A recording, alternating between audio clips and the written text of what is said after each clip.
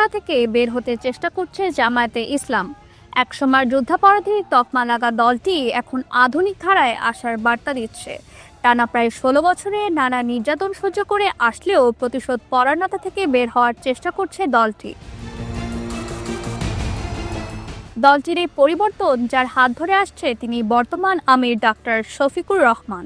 পেশায় ছিলেন একজন চিকিৎসক, সেখান থেকে রাজনীতিবিদ হয়ে ওঠা এই মানুষটি চারদিক থেকে এখন প্রশংসা কুড়াচ্ছে বেশ। এর মধ্যে শনিবার সাতক্ষীরায় আয়োজিত জেলা জামায়াতের কর্মী সম্মেলনে তিনি নারীদের পোশাক, স্বাধীনতা ও অধিকার নিয়ে দিলেন চাঞ্চল্যকর বক্তব্য। বললেন, ক্ষমতায় গেলে কখনো নারীদের পোশাক পরিধানে বাধা দেবে না তারা, অথচ তারা ক্ষমতায় গেলে নারীরা ঘর থেকে বের হতে পারবে না বলে প্রচার চালিয়েছে আওয়ামী লীগের অনেক নেতাকর্মী।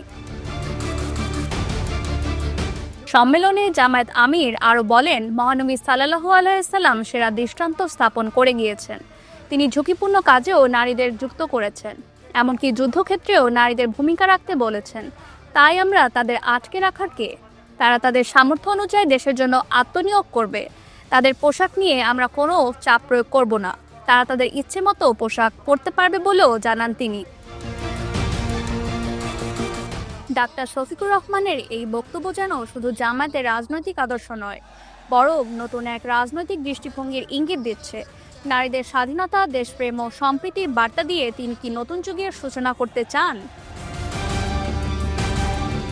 তার বক্তব্য নিয়ে ইতিমধ্যেই চলছে তুমুল আলোচনা।